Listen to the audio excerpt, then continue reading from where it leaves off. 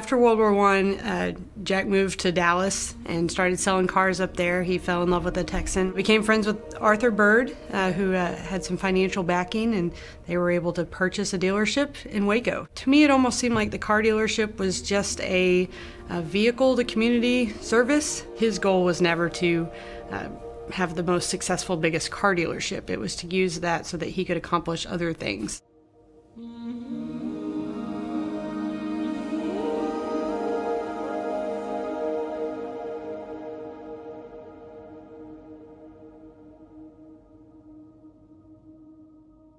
All of us get asked about the freeway. Why is it named Jack Kultgen Expressway? What is that story? He was the chairman of the State Highway Commission. He actually was personal friends with LBJ, and that kind of overlapped. They were working on setting up the highway system, and I-35 was being built to go from Dallas all the way down south and to really change Texas. And a lot of people felt that it would be best if it went around Waco, and he felt that it would be best if it went through Waco.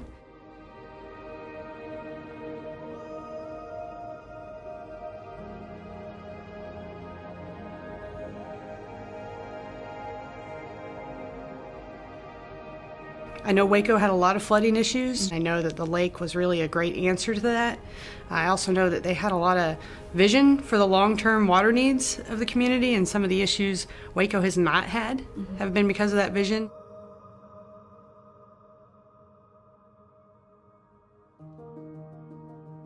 When Connally Air Force Base closed, the chamber was working on what to do with that and how to, use that for the economy in Waco.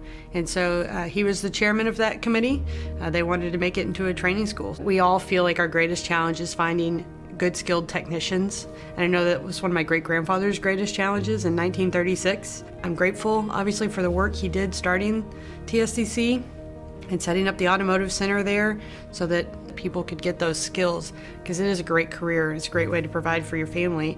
As some people know, he was a huge Catholic and very devout, which was unusual for Waco back then. So when Providence was struggling at one point, they went to him to try to do a fundraiser, and they were able to raise enough money to keep the hospital. In fact, it went so well that Hillcrest approached him.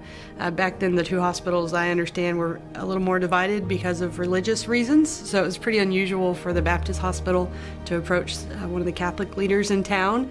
He obviously believed in health care, so much so that he said yes, and he did a similar effort for that. From that actually kind of spun the leadership for Floyd Casey. I think seeing that need for Waco and how that stadium and athletics with Baylor could grow Waco and what Waco was doing, I think that that's what he saw.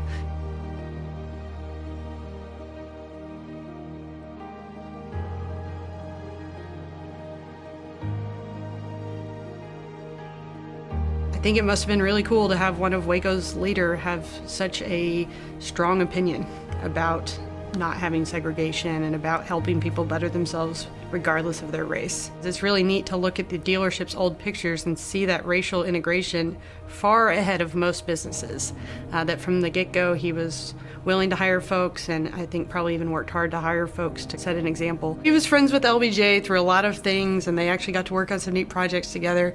But when LBJ went to Washington, one of the neat things I've always heard is that the Secret Service came down and installed a special phone in the dealership in his office so that they could keep talking. I didn't know my great-grandfather very well. I was very young, but throughout my life, it's those little moments people take to tell me about a project they worked on or something they were able to achieve or something their dad or grandfather worked on him with.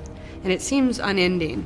Like I said, I'm almost 40 and I'm still learning about projects and different things that were accomplished. And they're major things, they're not little things. So that's why I think it's neat to read stuff like books or look at old photos or hear stories, so you can, not what was accomplished, but what were the traits or beliefs or values or priorities that allowed him to accomplish so much, because I think clearly he had some things in a pretty good order. I think just on behalf of our family, it's really humbling, and it makes me very honored that even a good bit of time after his death, the contributions he made to Waco are still being seen as valuable, and I think that we can all take that and try to reflect on them as why are these still seen after such time to be valuable, and what are some of the things that we should invest our time and effort into through the chamber, through businesses, through relationships, things that will have kind of those lasting legacies.